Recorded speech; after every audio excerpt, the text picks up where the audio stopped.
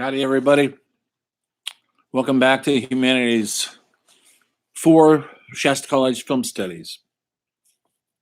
Hope you're all working on your papers, which are due at midnight on either the Rebel Without a Cause or on the Waterfront, your choice. Get it in by Friday. If you get it in after midnight tonight, you'll lose 2 points. If you don't get it in after midnight on Friday, you'll receive 0. Hopefully you guys maybe saw my announcement in extra credit. If anybody wants to write an extra essay on either one of those 2 films I just mentioned, Rebel Without a Cause, on the Waterfront, you may do so. It's not worth 10 points, it's worth 8. And you have until next Monday to get it in. Do a great job, just like you do on the rest of them. Same thing, analyze the film, essay. It's in announcements, it's in assignments right now. So if you wrote paper this week on Rebel Without a Cause, you can write an extra credit on the Waterfront. If you wrote your paper on the Waterfront, you could do an extra credit on Rebel Without a Cause. But I want you guys to watch the movies, not just research them. I want your critical analysis, breaking it down, using the Writing About Movies required textbook. It goes into lots and lots of detail on how to analyze a film. Symbols, themes, lighting, directing, camera work, acting, production, directing. It goes into all of those aspects that I want you guys to try to get familiar with and to write about. And when you're writing these essays, it's not enough to say the actors make convincing facial expressions. I'm sorry, that's all actors are. We're not judging their faces, folks. This is not the silent film where they had exaggerated facial expressions. By now, you're looking at other aspects. How deep are they into the characters? Do you believe them? Are they believable in their characters? Do you think they're bringing something are they bringing the character to life? Is James Dean bringing that character to life? Yes, he's a little old for high school. We know that. Is Marlon Brando bringing the character on the Waterfront to life? It's convincing as this kind of punch-drunk ex-boxer who's working for a very corrupt water dock system. Are the other actors convincing? And what makes them convincing? Well, are you convinced? Are you watching it and you believe what you're seeing? Or you just think it's all fake and totally Hollywood and you don't believe anything? But you're going to have to prove it. Don't just say, I don't get it. I don't believe it. I don't care what you think personally. Break it down, analyze it. If the acting is not up to, if you criticize the acting, you're going to have to explain why. Simple as that. Criticize the directing, explain why. Now, the films I'm showing you are all game changers in the scheme of Hollywood film system. And so you're not reviewing the movie, thumbs up, thumbs down, I don't like it, it's corny, it's in black and white, yada, yada, yada.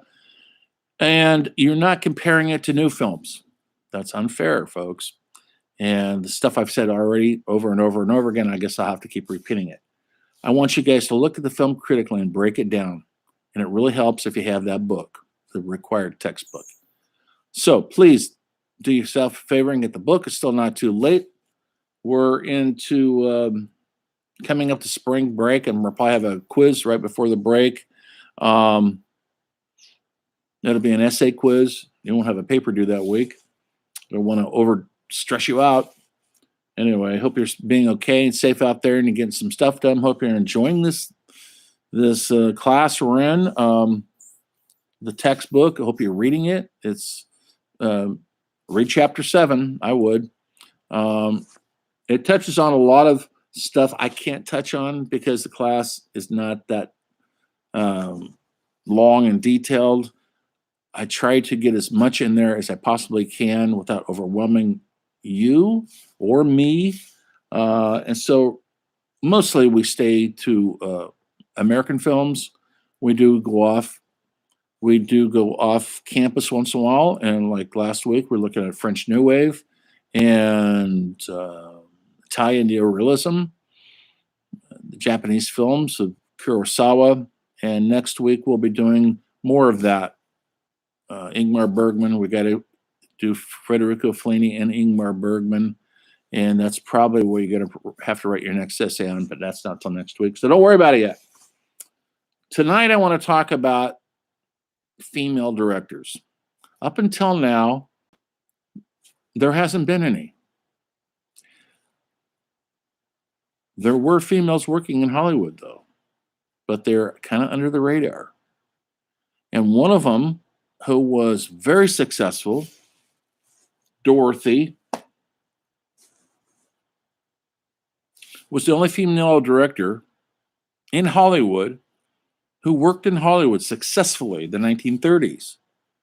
She put out a lot of movies. What happens is these movies have been lost, a lot of them, through neglect, through literally physically lost.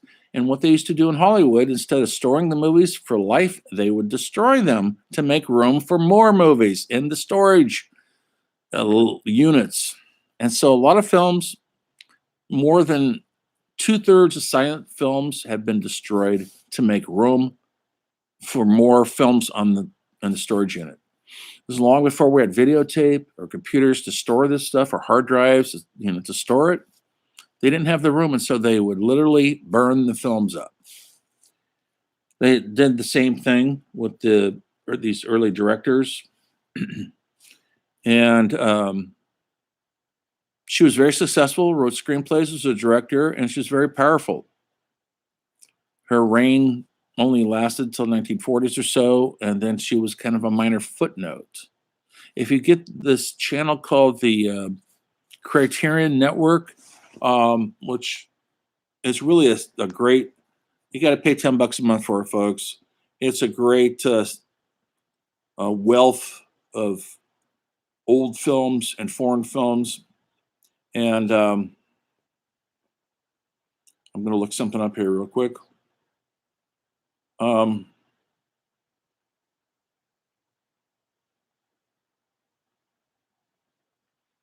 Anyway,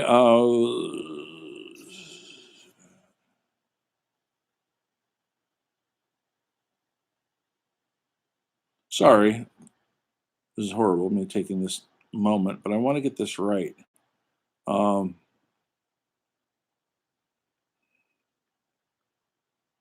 Anyway, so Dorothy had a very successful career, and she wrote her movies, and they usually had you would call it, I'm not saying a feminist point of view, because it was before kind of that term was around, but it's definitely from a female point of view.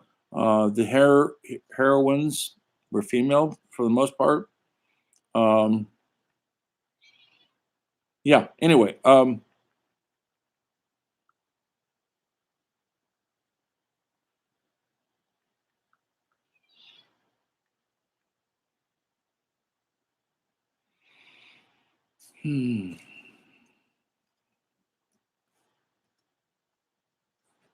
Arzner.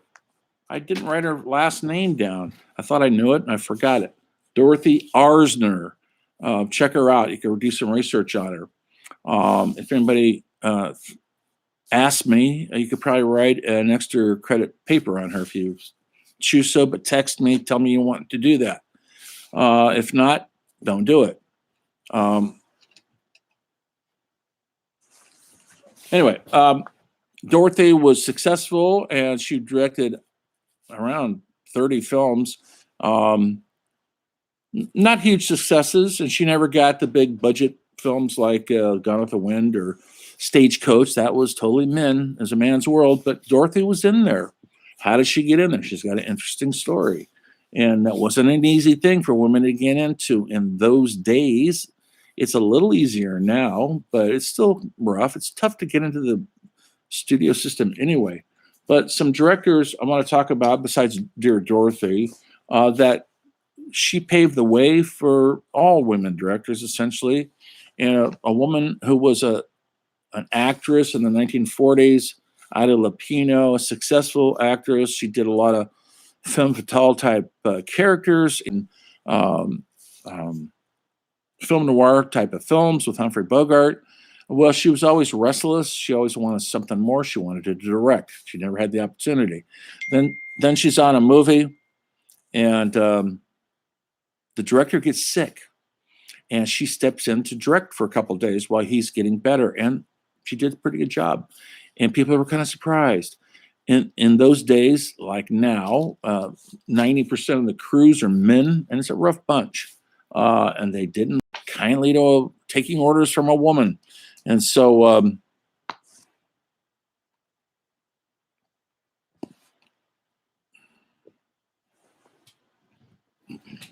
come on, Opal, get out of here. You're really bugging me. Come on. Come on. Come on, Opal. Whoa.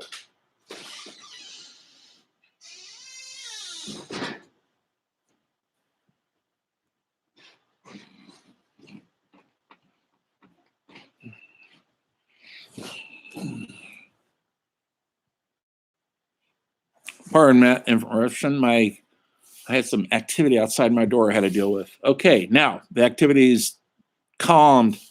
So Ida Lapino stepped in, directed, and then she started her own production company and started making films independently of Hollywood because Hollywood wouldn't touch it, meaning the studio system wouldn't touch it. She worked in Hollywood and used Hollywood actors, but the studios would not finance her films. They were considered women's story. She directed some.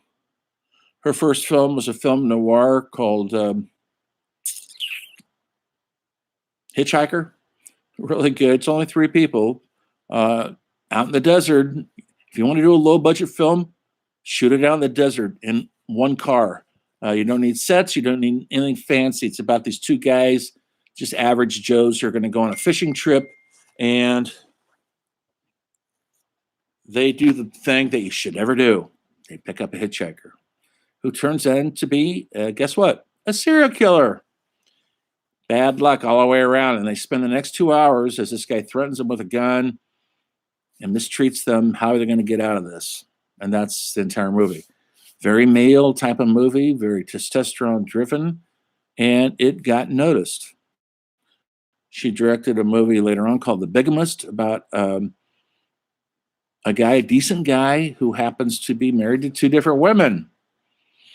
And believe it or not, in the old days, you could go to prison for that. Now, I don't think they do that, but it is supposedly against the law. But I don't think they're going to throw you in prison. They might make you divorce one of them, but they're not, But in those days, this would be the conservative 1950s, you went to penitentiary for that. And it's all about his dilemma because he's a decent guy and he loves both women and he has a child with one. He's torn between all of it. He doesn't want to hurt anybody, but he hurts everybody, especially himself. And guess what, folks? He's let off at the very end. He's led away in handcuffs off to prison. But he deserves it because he did wrong. Anyway, she directed several films during the 50s. Then they didn't get any more financing. She started directing for television. She was a very successful television director, especially in the 1960s. She directed everything from Bonanza to Wagon Train. If you don't know these series, look them up. To Gilligan's Island, folks, an episode of Gilligan's Island. You could make a pretty good living as a director. And so she got more work in television than she ever did in movies. And she worked, I think she was directing television into the 70s. And then she kind of retired. And that was it. She did some acting later on. But Ida Lapino is a real beacon in the night for any woman who wants to try their hand at directing and how to go against a very male-dominated industry. During the late 50s, there was a woman named Shirley Clark who was a a trust fund woman, and she started making short films. One called The Brooklyn Bridge. You can see most of the stuff on Criterion Network, short documentaries. But then she got the money to direct a really nice feature film based on a very successful off Broadway play called The Connection, and the play is about heroin junkies, musicians who are all in this loft in New York City. They're all waiting for their heroin connection to show up, and so they're all essentially coming off their heroin, and they need their drugs now. So they're all not in a great mood, and then they're jamming. They're in the apartment in New York, and they're jamming on their instruments to kind of keep the torment, the pain away as they're waiting for the drugs to arrive. That's the whole play, folks. And she got the financing to do a movie, filmed in actually 35 millimeter, which was amazing. The photography is great. You can see it on YouTube. It's on YouTube for free. Called The Connection, filmed in black and white with some named actors, not movie stars, but a lot of them were in the off-Broadway play. And here's the thing: during the play, they were shut down several times because supposedly the actors were actually shooting up real heroin on stage. That's the myth, at least. They said they're only faking it, but they were shut down a couple times because the police felt they were really doing it. So that's how closely watch the authorities watch a play like that. That was a radical play showing drug addiction. And these guys were all musicians. And so they weren't bad guys. They're not criminals. They just happen to be artists, man, and they need to get high. And so it was the first kind of play that dealt with that kind of stuff in an adult way. Another play that came out during that time was made into another great movie called Hatful of Rain. Similar story, Hatful of Rain. These junkies are waiting for their fix. And we hadn't seen that side of life. And it seemed like it was indicative of New York City during that 1950s, where art was exploding. We're in the conservative times of Russia being our enemy and nuclear threat, but the arts were exploding, and with music and paintings and writing and literature and films. And so, of course, drug addiction comes with that. It's always, you never think about people addicted on drugs in little towns in Nebraska, but guess what, folks? They were. We just didn't see those stories that much. So that's Shirley Clarke, and she went on to make other films. She had always had a hard time getting her financing. She was a true believer. She was making films, trying to get her films made up until she died in the early 1990s. But they're on the artistic side, the underground side. Her films never made it to the mall theater, folks. There was no malls when she was directing. But other filmmakers, let's say my generation, Allison Anders is similar to my age. So is Kathy Bigelow.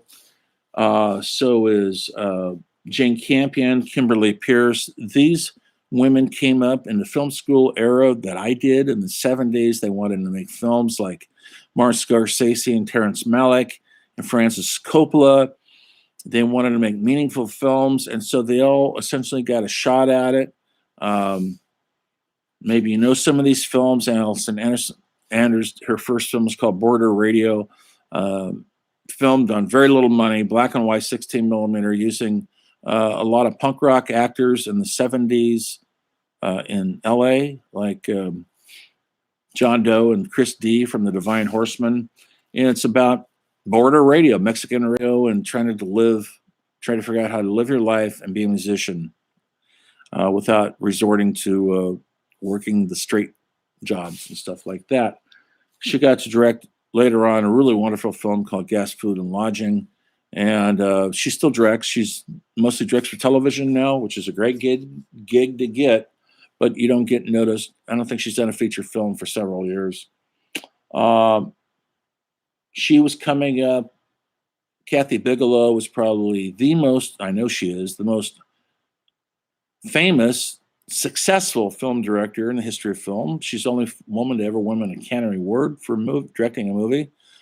She for Zero Dark 30. She directs very male-dominated films like Zero Dark 30. Maybe you saw it. That was the when we went in and killed Osama bin Laden.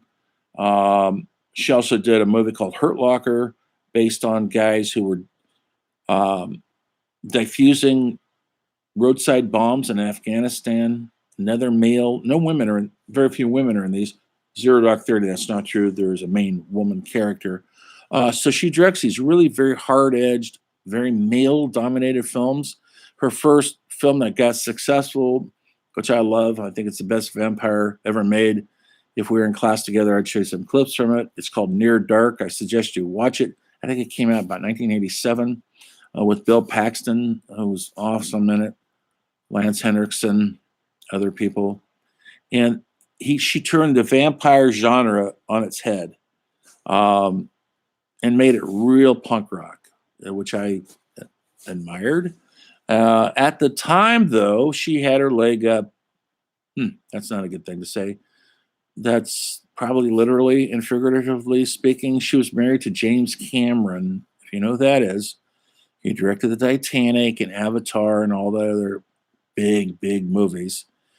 She was married to him at the time, and he helped her get financing, and she used his crew. This is Near Dark, by the way, the vampire movie. And so she had a real leg up in the industry because of him. And later on, he divorced her, of course. And then she did a really cool movie called Point Break. Maybe you've heard of it, seen it, with Keanu Reeves as an FBI agent who's investigating this surfer group who are robbing banks. Patrick Swayze is the main surfer. Keanu Reeves becomes a part of their surfing group. They don't know he's an FBI guy. He's undercover. A lot of great surfing scenes. And there's a shootout at somebody's house that's really intense. Really, Kathy knows how to do action scenes. She's a genius that way. She really is. She's directed very few movies that have a woman as the protagonist. And they're very male-driven films, and that's why I think they've been successful. They don't give her the chick light movies. They give her the heavy stuff. Now, she's won every award there is, and her movies have done very well. I don't know what she's going to do next. She's always working on something. And like I say, the most successful female filmmaker in the history of Hollywood. Still out there, still making films. Another one that's pretty successful, Sophia Coppola.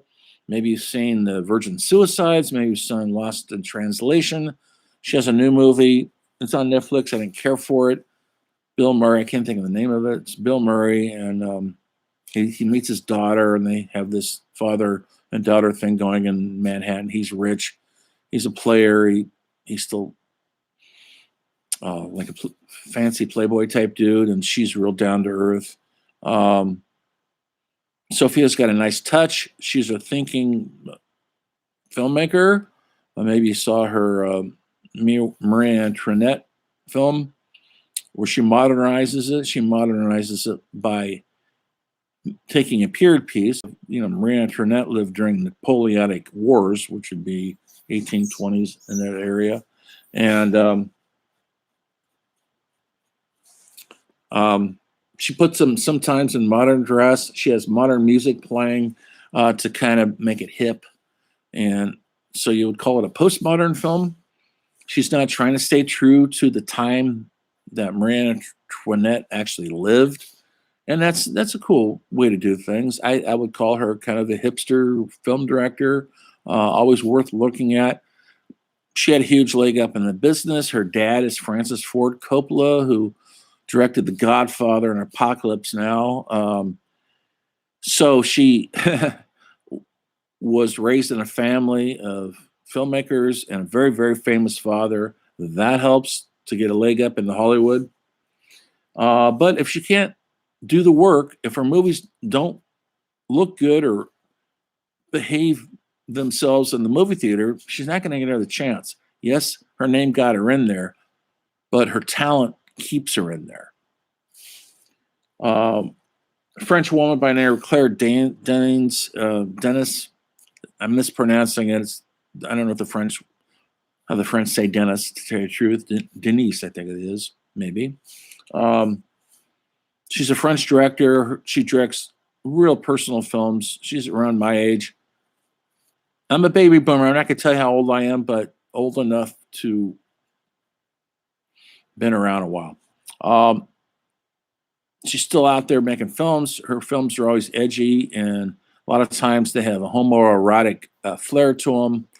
It's always up close and personal cinema, I would call it. You're way into the characters because the characters are way into something that's running amok. So she's always worth looking at. Jane Campion is from Australia, and she's directed some amazing Australian films. She's still out there, still working, still fighting the good fight, but she doesn't get any financing from Hollywood, folks. She has to go the independent route. None of these people do, except for Kathy Bigelow. Newer directors, Kelly Reinhart, who once again is around my age, and she's just directed a brand new movie. I think it's called The Cow, and it's got great reviews. She makes these little small movies, usually up in Oregon, and they get noticed. And this one is set in the Old West in the 1880s or so. And these guys are transporting, they're going to start a ranch, and they're transporting a cow. That's the story, folks. And it's mesmerizing. And the cow's good in it. The cow is a good cow. And it's how these guys are going to start the whole life with this cow. But her first movie is called River of Grass, which I love. These two kind of trashy people, I don't know what you want to call them, white trash maybe, or trailer trash, whatever your word is. I didn't create it. They're holed up in this cheap motel. You know, they're just down and outers. They can't get a job. They're meth dealers, and they're trying to leave their hometown. They're trying to leave this town.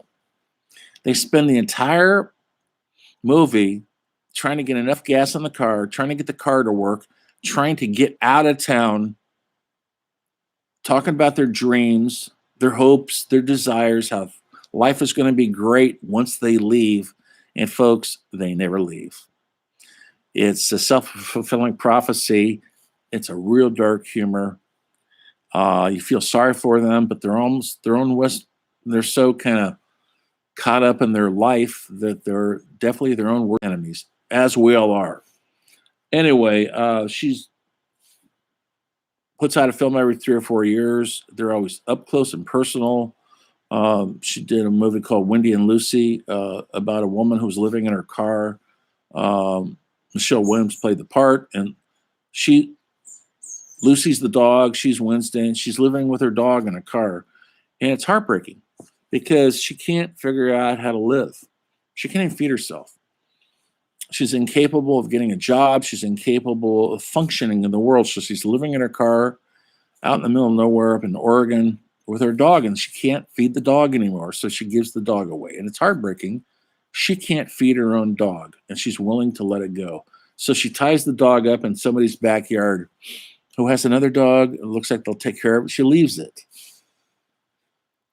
So it's a grim and human story about a girl and her dog. So she makes these interesting human interest, character-driven stories, very personal, very well done. Shoots in film still. I think she shoots in what they call Super 16. Um, hasn't shot video. I don't think she has. Maybe the new one is shot in video. I'm not sure. But she's still out there. She's a true believer, Kelly Reinhart. Someone who's a little newer would be Kimberly Pierce. She came up, directed some very intense movies, and has gotten a pretty good career. She mostly directs for television now. Um, Miranda July is another one who came from Portland, was a performing artist, and she started making movies. And now she made a movie this year that got really good reviews. You can't see it anywhere because there's no movie theaters. She makes quirky, that's a good word to put it, small films about people struggling to get by. There's a lot of humor in them, and a lot of there's a lot of esoteric philosophies and art in it. Very well worthwhile looking at. So these are some of the newer ones that are working right now. Uh, and so women in Hollywood, there's more female directors now than there ever has been in the history of Hollywood. And so that's a good thing. A woman just got nominated for a Golden Globe. I think she won. I can't pronounce her name. She's a Japanese director. She directed No Man Land. I'll talk about her later. No Mad Land, about a woman who loses her job and is living in a van with Frances McDormand. I want to see it very much, but it's only playing in movie theaters only right now. And there's no movie theaters open, so I don't know where it's showing.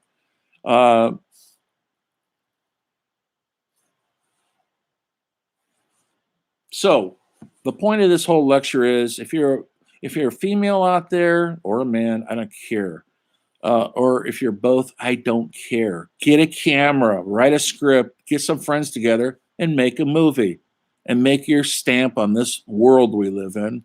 You won't regret it. You'll never live through anything that exciting again. And you could do it on your cell phone. With that, keep writing the papers, keep your spirits up.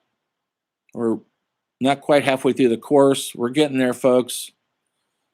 And remember what Jean-Luc Godard said, everything is cinema. So I'll see you guys on Monday when the story of film continues.